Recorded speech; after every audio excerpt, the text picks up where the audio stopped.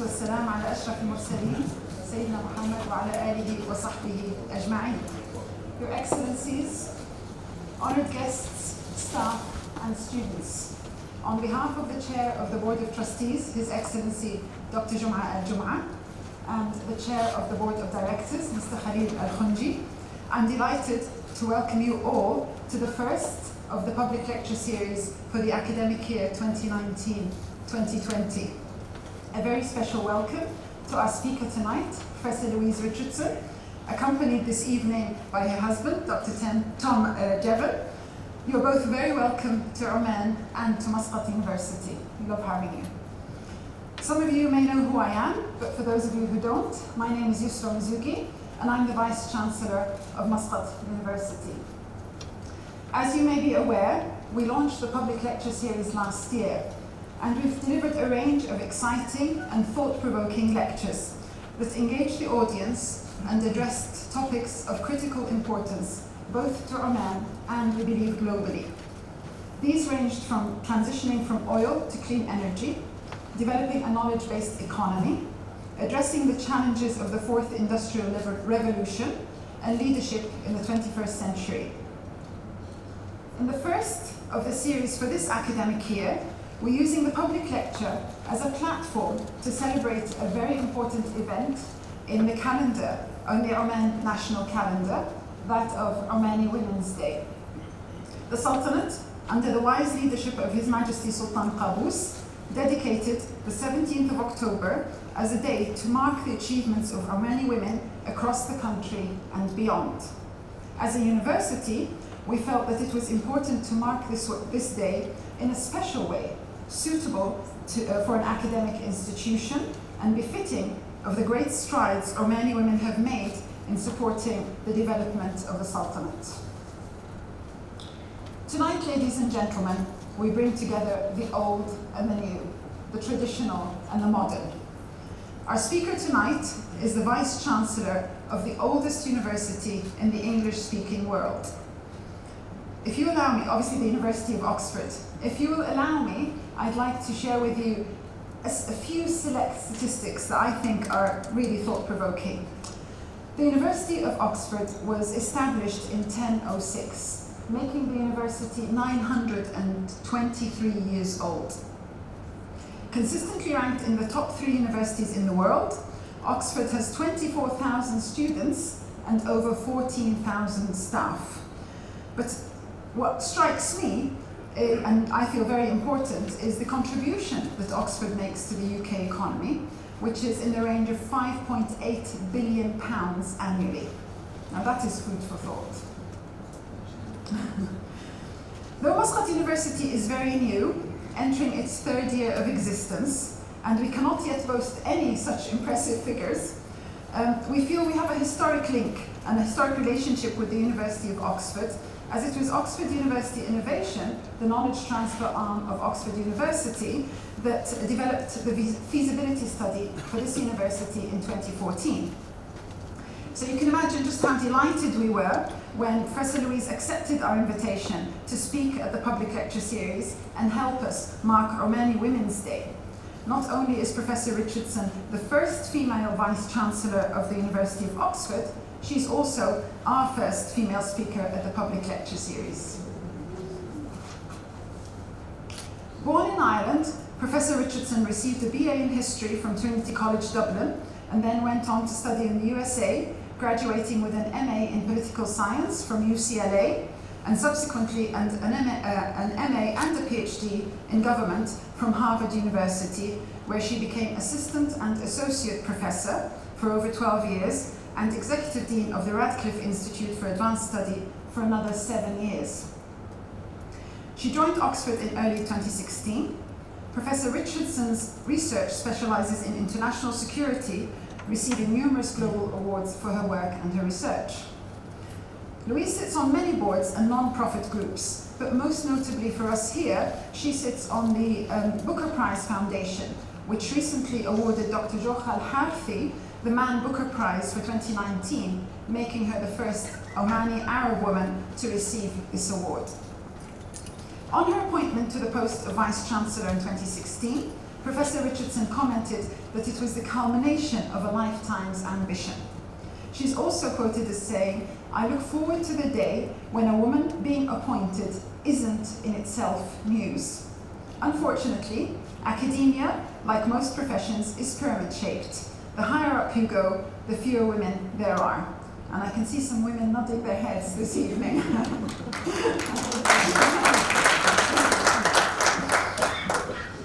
Professor Richardson will talk to us today about women in the 21st century university. Ladies and gentlemen, enough from me. I'm going to hand over to Professor Louise Richardson. Please join me in welcoming her to the stage.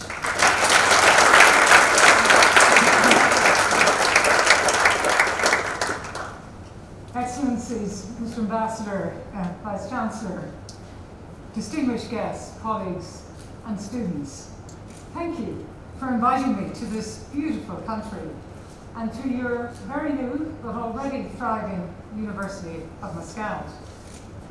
I am particularly delighted and very proud that higher education in this country is under the stewardship of one of our graduates, Dr. Roman.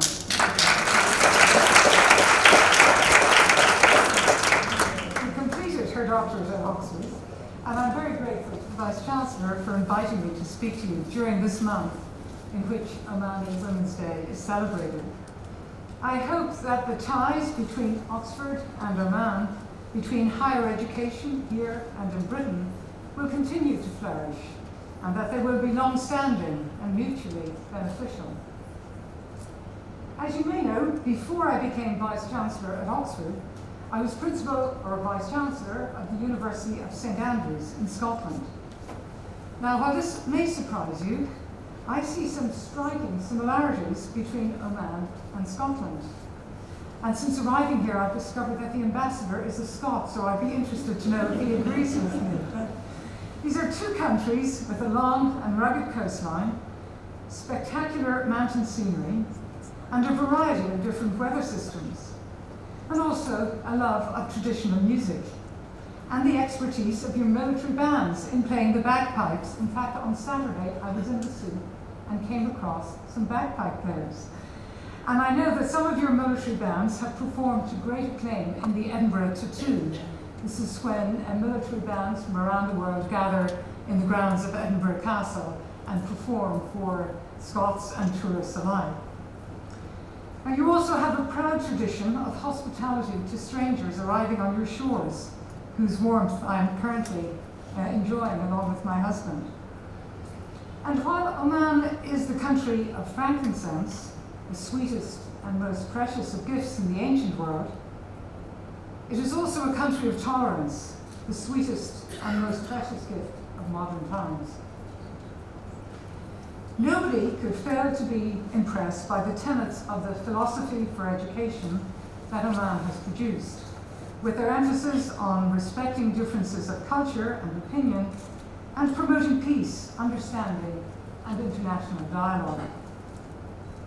This month you celebrate Omani Women's Day, a day on which to celebrate the achievements of women and to look to a future in which every woman will be able to achieve her full educational potential. And that is a key theme that I would like to explore today. For the university of the 21st century is a university in which women take their equal place alongside men at every level. This equality has taken centuries to arrive, like light from a distant star. While we women have long known that we are equal to men, it has taken our institutions a long time to realize this. Even institutions like my own, famous for hosting the cleverest academics on the planet. Teaching began in Oxford in the 11th century, as you've heard, and developed rapidly from 1167, when King Henry II of France banned English scholars from attending the University of Paris. Yet it was not until the 1860s that the university began to take seriously the campaign for a hall where women could live and study separately from male undergraduates, but with access to the same teaching.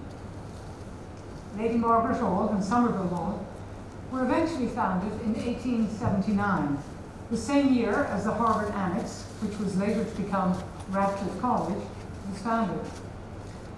Just last weekend, I participated in the festivities in Somerville celebrating their 140th birthday. Britain's first female Prime Minister and the first scientist to become Prime Minister were graduates of Somerville, as was the only British woman to win a Nobel Prize for Science. These halls were not granted college status. Women had to stay in the hall, rather like housemaids listening in the corridor, while men sat in the easy chairs of the living room. From the 1880s, women were allowed to take university examinations equivalent to those taken by men, though they could not graduate with degrees. However, many male dons remained unconvinced that lady undergraduates were a good idea. The Chancellor of the University, Lord Salisbury, remarked in 1883 that, "From all I hear, the young ladies do not become very attractive or amiable members of society. I dare say these colleges are useful as furnishing a diploma to ladies who wish to be governesses. But for any other purpose, I should do my utmost to dissuade any female relation over whom I had any influence from going there." Women were threatened with the possibility that sharpening their minds would turn them into battle axes, unattractive to men who wanted their future wives to be soft, sweet, and dull. In the early 20th century, women who had studied and passed examinations in Oxford actually had to travel to Ireland if they wanted to receive a degree. These women became known as the steamboat ladies because they would have to travel by steamboat to Trinity College Dublin, my alma mater, where they were given a degree based on the work they had done in Oxford or Cambridge. It was not until 1920, about 800 years after we were founded, that women were admitted to full membership of Oxford University. It wasn't until 1948 that Oxford appointed its first female professor, Agnes Headley Morley. Pleasingly, from my point of view, she was a professor of international relations, and it took until 2016 for Oxford to appoint its first female vice-chancellor.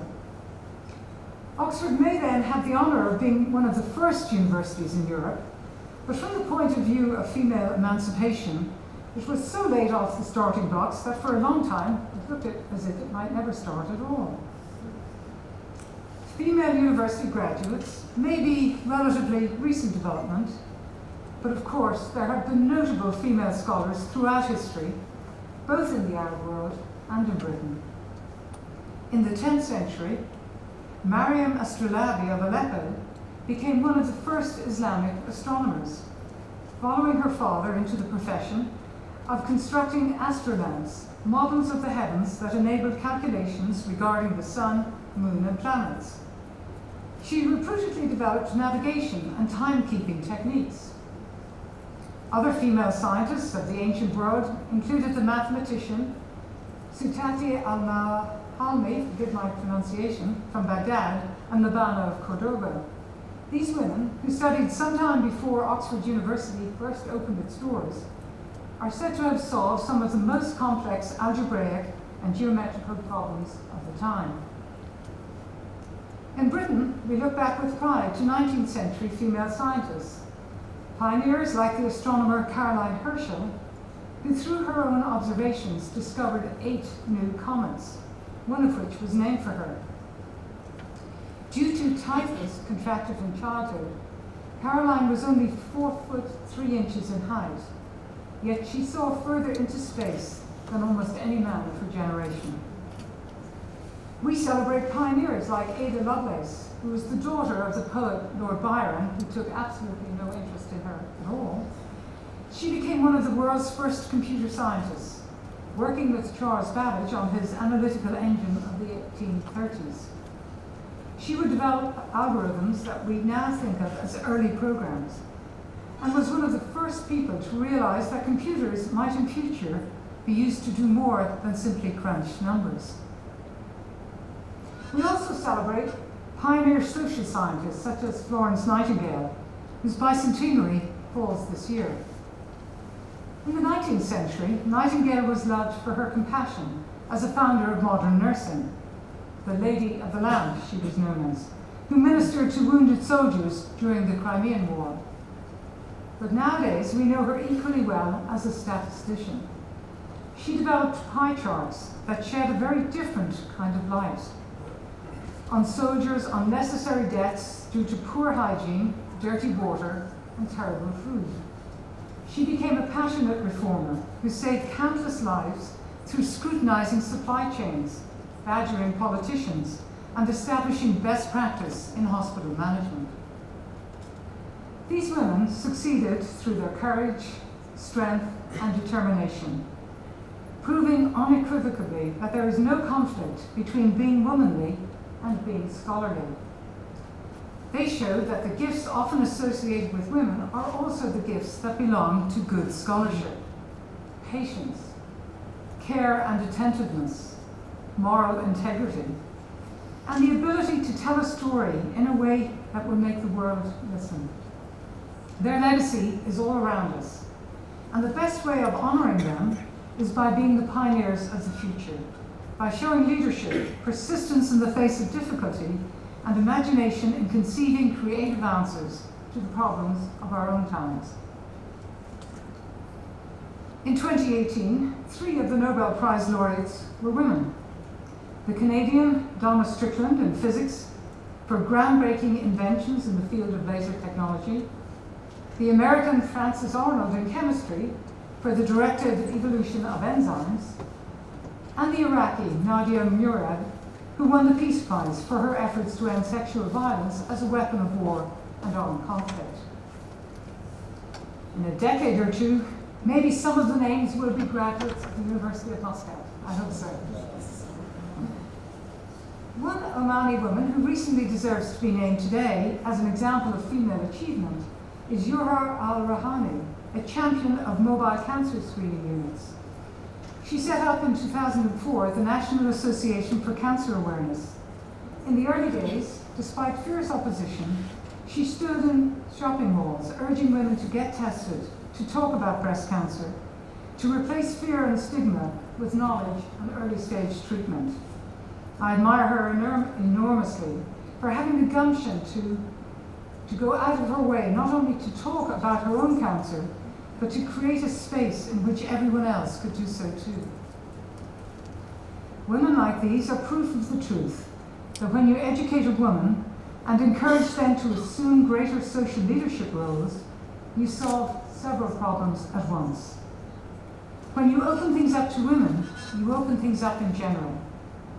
Educating empowers not only the individual, but also the society.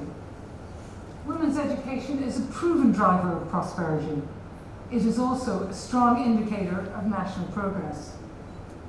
According to the World Bank, the return on 1 year of secondary education for a girl correlates with a 25% increase in wages throughout her life. Women reinvest these higher salaries in their families and their communities, so the positive effects carry on from one generation to the next. Educated girls have fewer, healthier, and better educated children. For each additional year of a mother's education, the average child attains an extra 3.2 years of life. Indeed, in the developing world, the child of a literate mother is 50% more likely to live beyond the age of 5. The power of girls' education on national economic growth is remarkable. A 1 percentage point increase in female education raises the average gross domestic product by 0.3% and raises annual GDP growth rates by 0.2%. Where women are educated, child marriage, underage pregnancy, and violence against women also become less common. Since well-educated women produce well-educated children, who are also more likely to be vaccinated, well-nourished, and physically well, they contribute to a virtuous cycle of social improvements.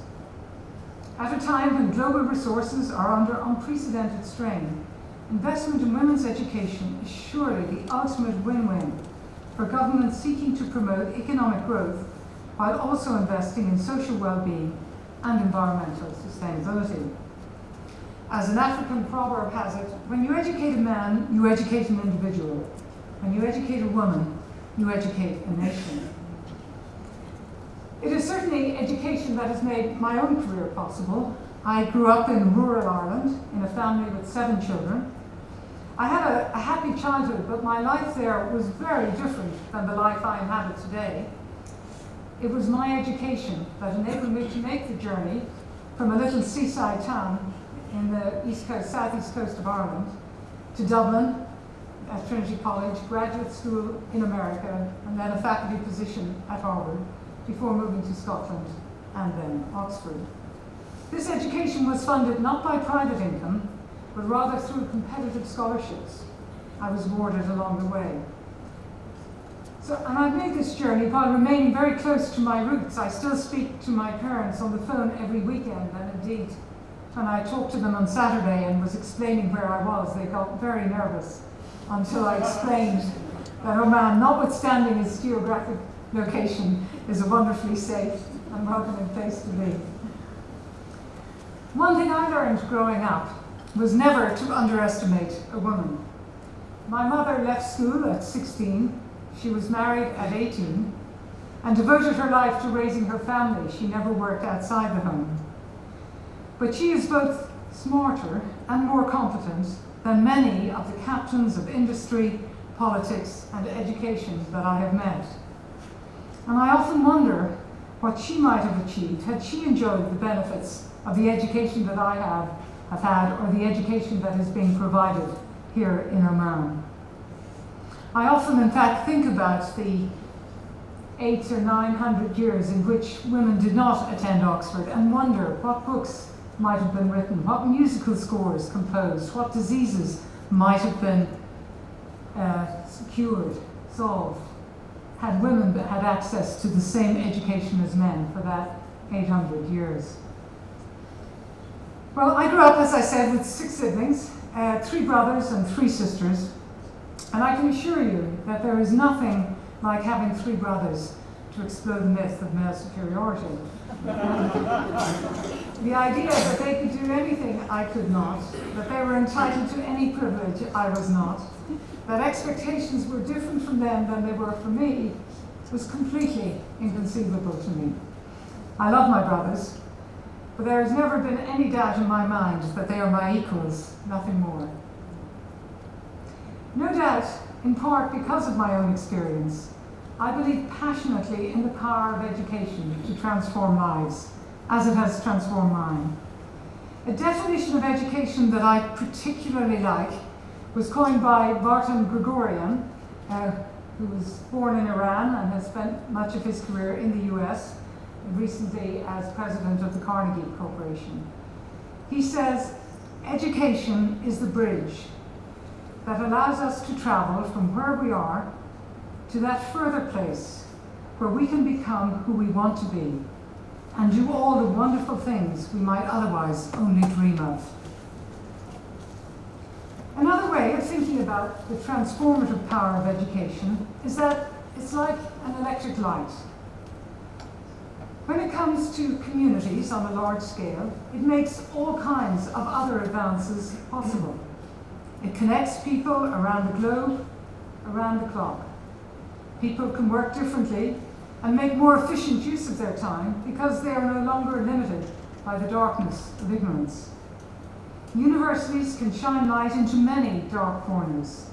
They can develop lasers, LED lighting, prospect for minerals and gases into the depths of the Earth, and search for new galaxies in the furthest reaches of outer space. There are enormous economic gains to be made from this enlightenment.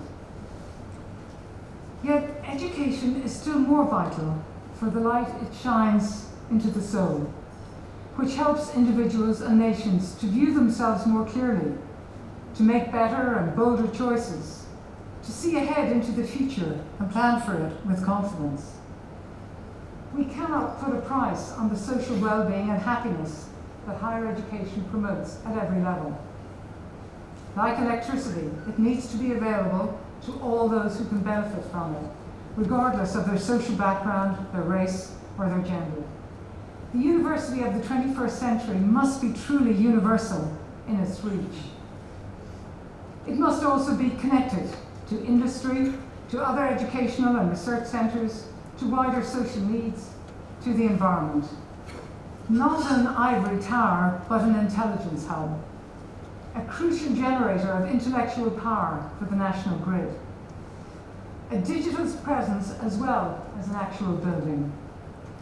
The university can be a source of open access research, of multiple open online courses, of spin-out companies and impact projects. Here in Muscat, you know this better than most. This university has partners in industry, including Petroleum Development Oman, the Oman Global Logistics Group, and KPMG. As you've heard, Oxford Innovation contributed to the feasibility study for your curriculum. You also have formed partnerships with the UK universities of Aston and Cranfield, rather like the steamboat ladies of old. But you can travel to the UK to receive a degree there, in your case, not because your own university withholds degrees from women, but because your studies here entitle you to a kind of double crown, a second graduation party in the United Kingdom. The relationship between higher education and industry is one that stands to benefit both partners. And I'm very pleased to learn that all students at Muscat University spend a year working in industry. This is one of the features that distinguishes you as a modern institution. The problems you study here are real problems. The skills your students develop are necessary skills, and the qualifications they obtain allow them to perform, often straight out of university, jobs that businesses struggle to fill without suitably trained professional applicants. Universities that encourage entrepreneurs are supplying light bulb moments for switches that haven't even been invented yet. Nonetheless, I'm equally glad to know that all students here spend time cleaning up the beach. They spend time volunteering, that they spend time at the nearby National Opera House. For while university's mission includes supplying the research, knowledge, and skills needed to create high-level jobs and fill high-level jobs, that is not their only purpose. Their broader mission is to serve the community in deeper and often less immediately tangible ways, by promoting environmentalism, by fostering culture and cultural appreciation, by promoting civility and tolerant debate, by creating spaces that are safe for thoughtfulness in its broadest human dimensions. Universities are good places for people to grow. They are not factory farms for churning out cheap eggheads. They are properly free-range institutions where students should be able to roam happily and at least intellectually to stray. I therefore salute a balance between pursuing studies and projects that are relevant to the real-world economy, while also pursuing an education that goes beyond industry and improves the social and environmental fabric within which all economic activity takes place. I think here of a young British woman, Emily Brooke. In her final year project as a student at Brighton University, she began to invent a cycle lamp that projects the image of cyclists onto the road up to 5 meters ahead of the person riding the bicycle. Her project represented an advance on laser technology, but also a contribution to solving a problem that cost human lives. She shone light on the statistic that too many cyclists die during the hours of darkness, often while trying to turn a corner, because drivers just don't see them. As an inventor, she thought about the conventional idea of a bicycle light to create a form of actual and moral storytelling, a projection of the image of a person into a space where cars had previously only seen a distant glow. There is a sense in which every worthwhile industrial innovation needs to do just this. It must project not just profits, but the figures of individual human beings. So the university of the 21st century must serve human needs, not just shareholder interests. This is all the more important since we are currently experiencing an era of rapid environmental change. Global heating that is melting Arctic ice caps at an alarming rate. Increasingly violent weather events, coral bleaching, habitat loss, deforestation, and desertification. Oman has been extraordinarily forward-looking in its approach to recognizing these threats and the need to address them. I'm well aware that Oman was the first country in the Middle East to enact a comprehensive environmental policy in 1982, and the first to establish an environmental ministry in 1984. You have been working with UNESCO to protect fragile ecosystems and to save some of the most beautiful endangered species that haunt the less populated landscapes of this region, such as the Arabian leopard, the oryx, and the sea turtles that nest on these wild and gorgeous coasts. But the urgency of climate change calls on us all to do more and to do it faster. We must not leave a bill that future generations cannot pay. We must transform our short-term, fossil fuel-dependent carbon economy into a diamond economy, one that can turn immense pressure, the pressure that forces change, into something beautiful that will allow our species to endure. So I say that the university of the 21st century must be sustainable. Crucially, it must also be adaptable, nimble and responsive to situations that, like rising sea levels, will be upon us faster than we think. It will help to build resilience for the major challenges that face us, from aging societies to population migration from zones of conflict and scarcity. It must be able to react fast to new developments, whether they are worrying epidemics like Ebola or heartening breakthroughs like e-learning. Lastly, the university of the 21st century must be transparent, accountable both to government and to society.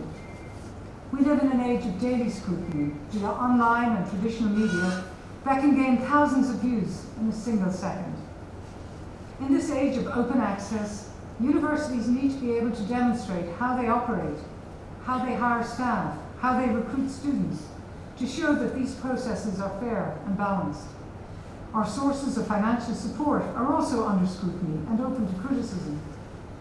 Academic research may be stimulated by the questions raised by industry, but it must be free to reach its own conclusions, unfettered by the findings that would be most convenient for our funders. I have argued then that the university of the 21st century must be modern, universal in its commitment to equality and diversity, sustainable, connected, adaptable, and transparent. Luckily, all of this is in your DNA. Indeed, it is in your name. But if we take those adjectives, modern, universal, sustainable, you know where I'm going, connected, adaptable, and transparent, you'll find that they spell must have.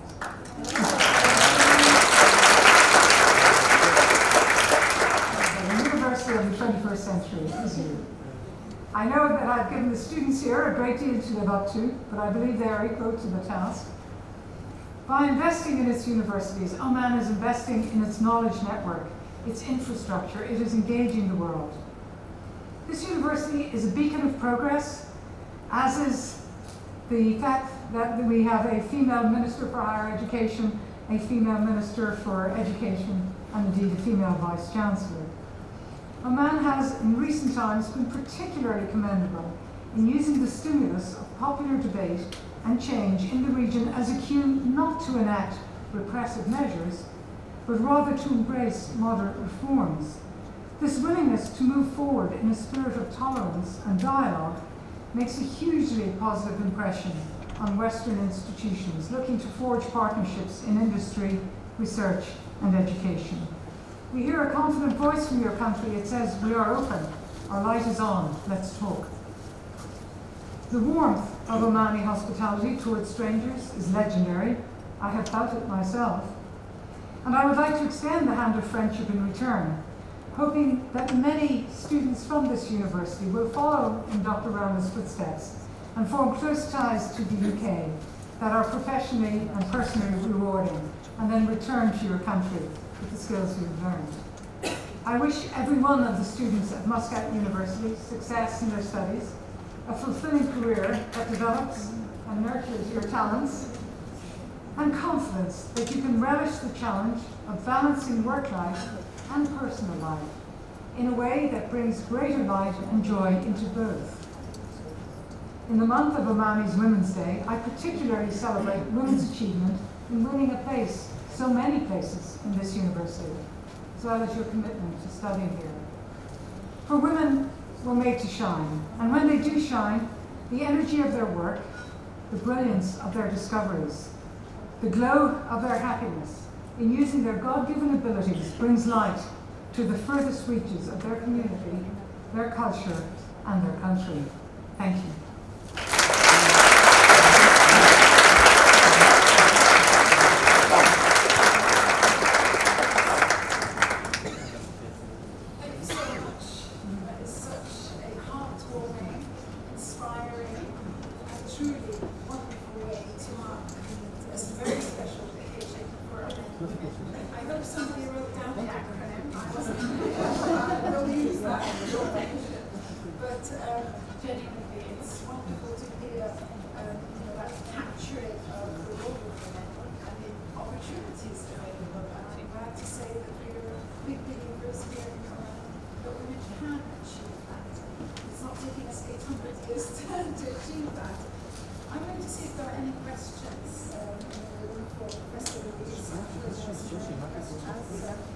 We have some mics moving around. We've got one mic there. Can we have another mic on the other side of the room, please?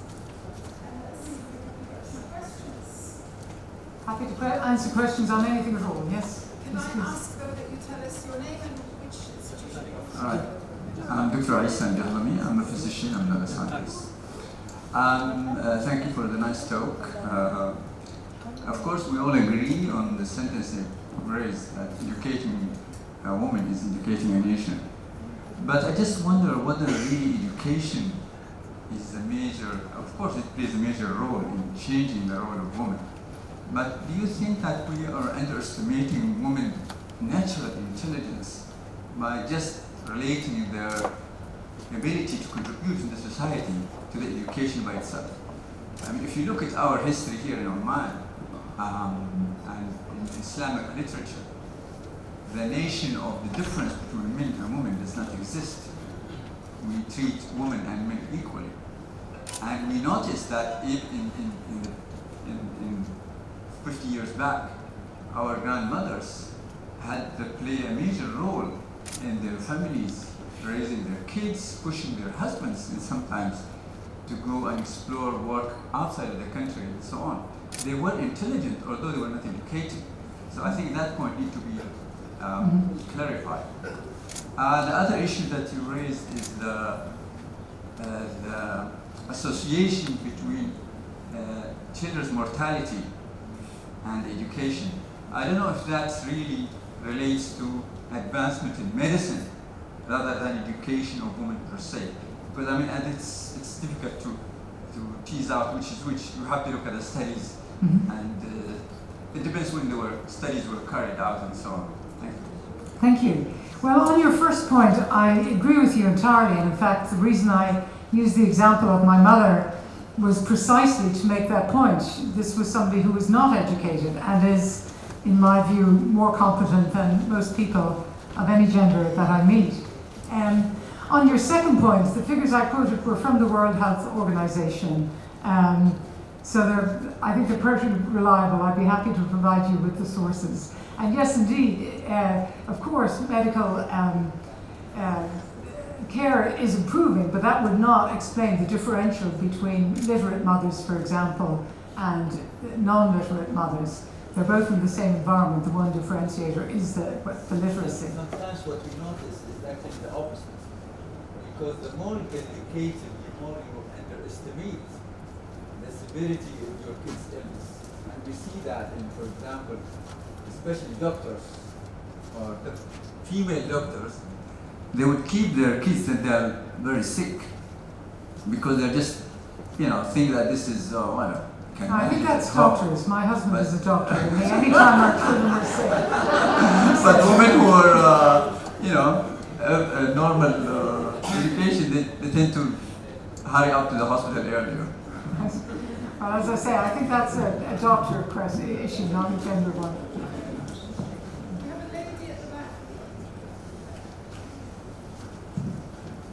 Hi, Doctor. I'm not sure if you have followed the Omani election that took place yesterday, where thousands of Omanis were electing their representatives in the parliaments or the shura, where only 2 women made it to the parliament out of 85 seats, which tells you a lot in terms of the gap of the underrepresentation of women in the political life in Oman. When you compare it, for instance, to that there are 60% of the graduates in the higher education are women, while on the other hand, the representation of women in the private sector, for instance, ranges between 22 to 28%.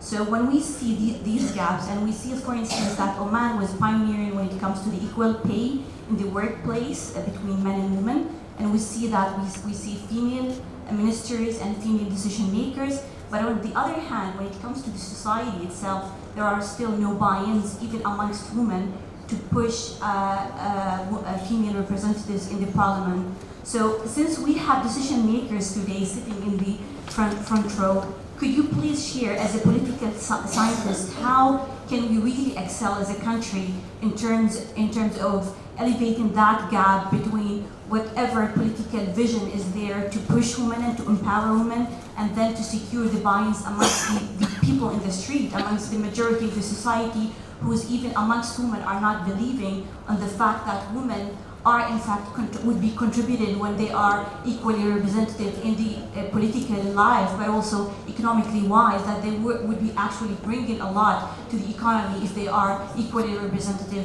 Do you think that things like, for example, the quota in the gender quota would really contribute to empowering women in a country like Oman? Well, reasonable people disagree on quotas. Personally, I don't like quotas. I would never want to be in a position thinking I was there because I was meeting a quota, and I ultimately don't think they're necessary. I understand your position, but I think the pace of change is slower than many people would like.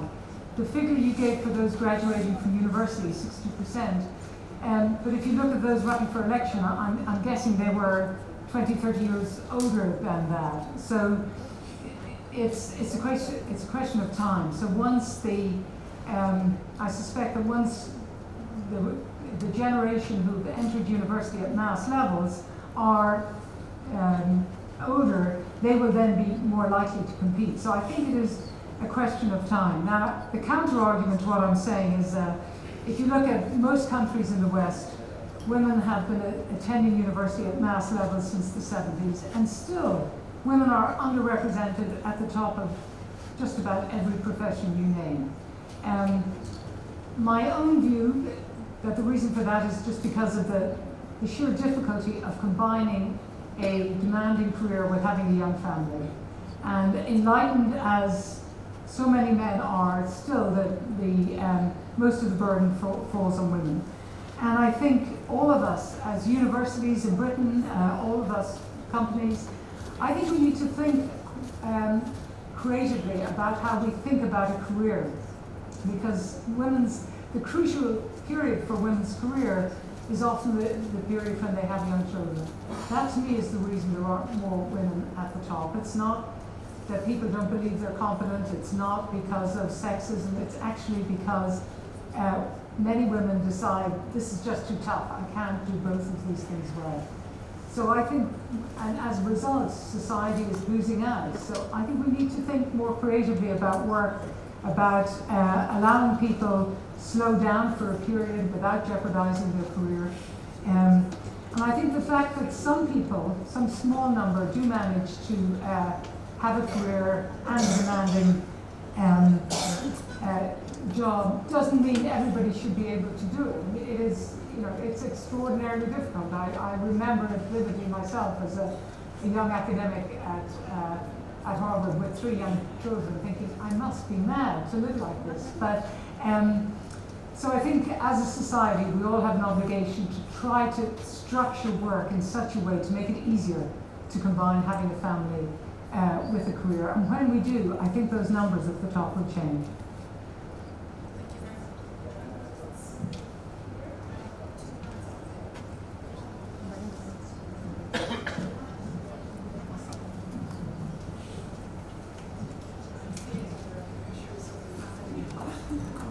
Lotus Mahajer with the Food and Agriculture Organization of the United Nations.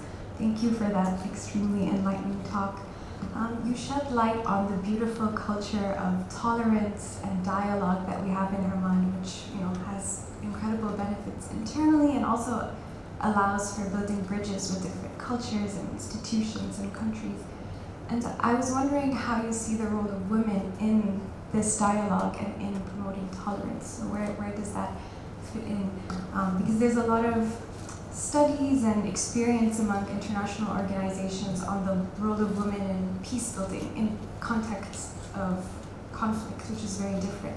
So in the sense of building tolerance and tapping into that actively in dialogue and highlighting that part of our culture, what's the role of women in that?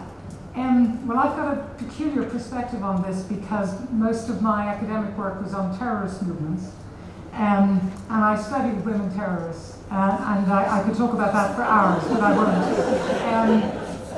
And so while women on the whole are underrepresented in terrorist groups, they are absolutely as brutal as men. So I don't accept the notion that women are naturally more tolerant than men, or necessarily gentler than men. Certainly the women terrorists I've studied have not been. So I would see it not as a particular responsibility of women to promote tolerance. I see that as a responsibility of women and men together, jointly. And if particular women add enormously to that, that's wonderful. But I think this should be shared. Should be shared equally by women and men.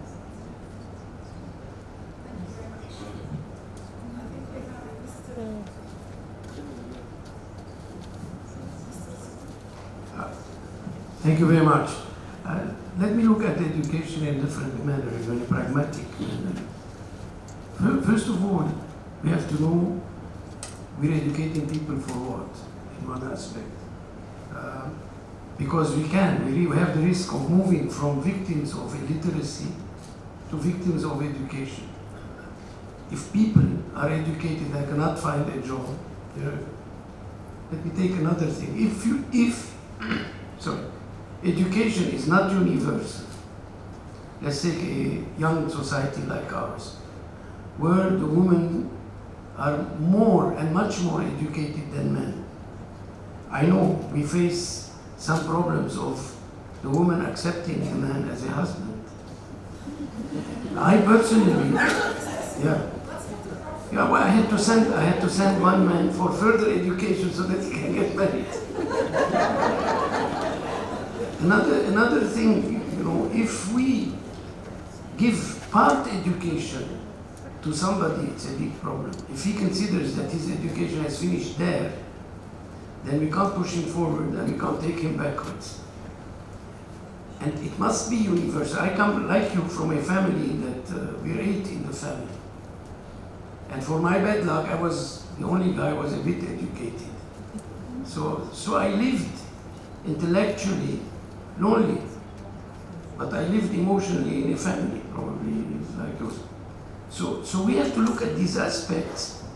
To whom we're giving education, what type of education, at which type of our society that type of education is given. Thank you. Thank you. Well, it probably won't surprise you to learn I take a very different perspective. I absolutely accept your point that educating a population, raising their expectations, and then them emerging from university into an economy which cannot absorb them and provide them with a job is time and time again we've seen that these alienated young men, and they tend to be young men, have then often flocked to extremist movements out of a sense of relative deprivation, if you like. Their position is better than it was before they were educated, but compared to people in other countries have come for education, they feel angry because their expectations have been raised by their education. I don't think that's a reason not to educate them. I think that's a reason to work in the economy to ensure there are jobs to provide them. And I could never endorse the concept of a victim of education. Having an education, whether one uses it or not, is something one carries through with one throughout life. Education is about helping you to learn throughout your life.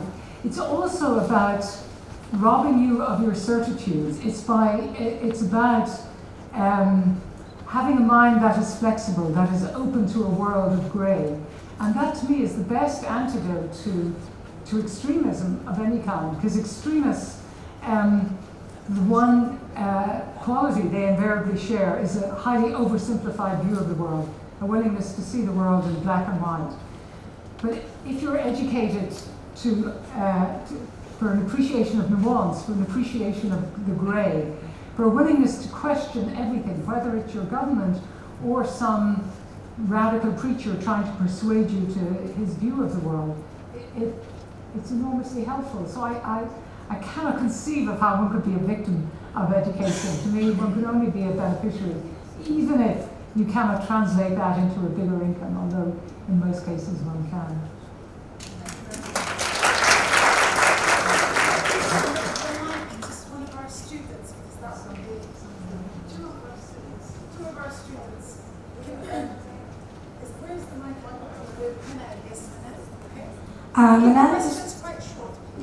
Yes, definitely. I'm a student in Muscat University, pursuing my master's in air transport management under the Granfield program. Unfortunately, even though we are in the 21st century, we do still have male-dominated sectors. It's no secret to anyone, I think. This is happening, globally and nationally. What is your advice to young graduates who are aspiring to thrive in such sectors? What are the challenges that they might face, and what do you think is the key to conquer these challenges? Okay, thank you. Did everybody hear that question?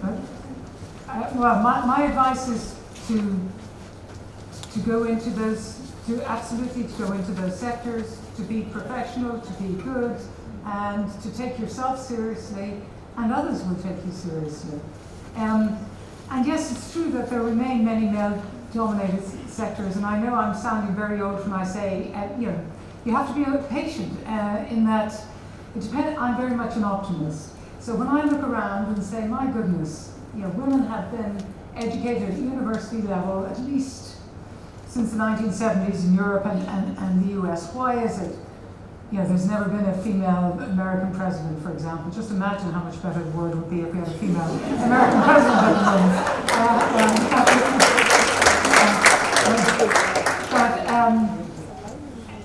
But if you compare, so you can look at that and say that's unfair, that's wrong.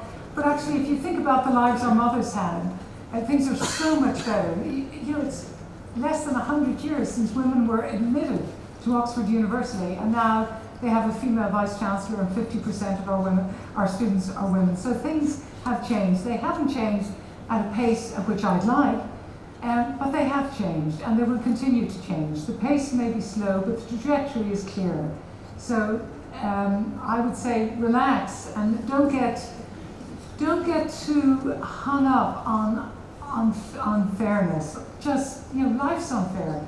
Some people are healthy, some are sick. Some are born in sub-Saharan Africa, some are born in Muscat, and some are born in Hollywood, whatever.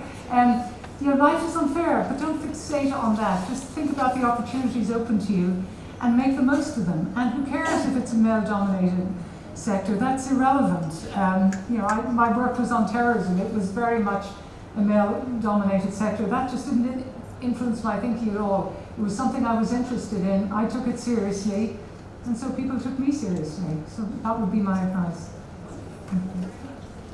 We have time for one more question. One more question. Yes, this one of our students. Just stand up. First of all, thank you for your speech. I'm a student from the Sultan School, and my question is, what advice would you give the girls that live in a society that girls are less privileged than boys? Well, I think I would work to change that society, to persuade everybody you know, to get the best education you can and prove that you are the equal of any man. But I would advise you not to be angry about it or bitter about it. Life is too short. You have many more privileges than your mother had, and your daughters will probably have more than you. So I would say just enjoy your life, follow your dreams, and don't let anything stand in your way. Just go for it.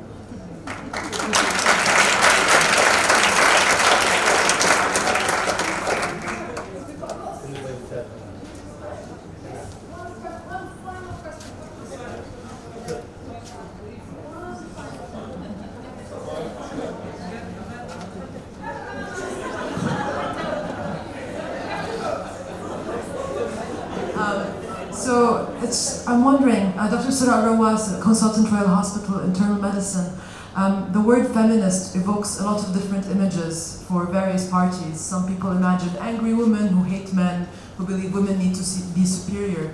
I personally think that it draws attention to the fact that women are not yet equal to men, and that using that word is important to highlight that is not yet the case. What are your thoughts on using the word feminist? Do you find it alienating, or do you find it useful? And what do you think is a useful method of advocacy that doesn't create tension? Because I think you've seen some of the dissonant points of view in this room. Well, I take it for granted that I'm a feminist, and most men I know and like are feminists too, so I don't see it as describing an angry woman at all. I just see it as describing somebody committed to equality. Sorry, the second part of your question was? Your advice on advocacy to young feminists or feminists in Oman, for example. Well, I guess my line on this is success is the best revenge. So just...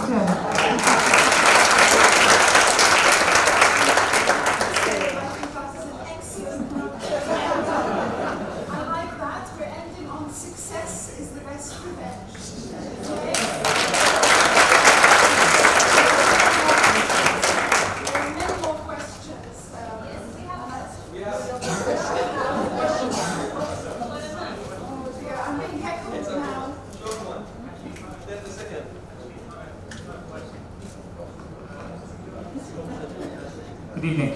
He's also one of our students. I'm Bilal Osman. I am one of the students here at the university attending the management course. I think you mentioned something that was really, really important. I think it sums up the whole speech, and that is, you said, you educate a woman and you educate a nation. And I think that really resonates with me specifically because, from our religion, we believe that heaven is, at the foot of our mothers. And I think if our mothers are well educated, then yes, indeed, we then educate the whole nation. Thank you very much.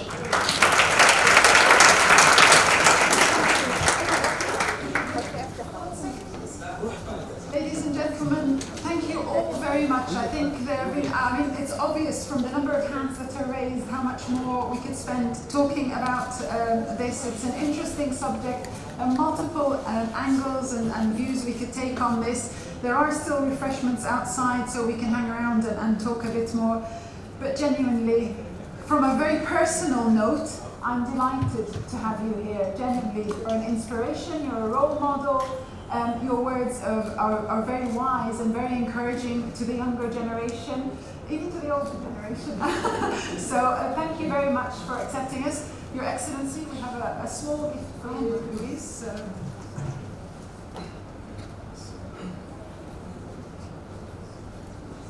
So this is a traditional, very traditional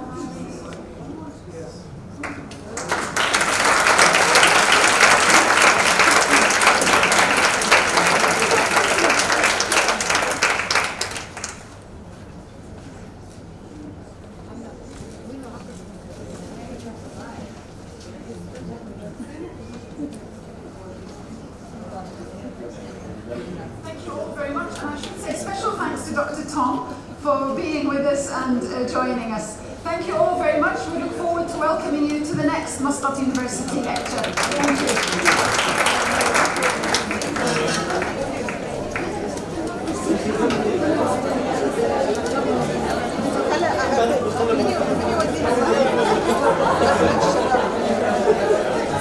خلي احنا اعطي احمد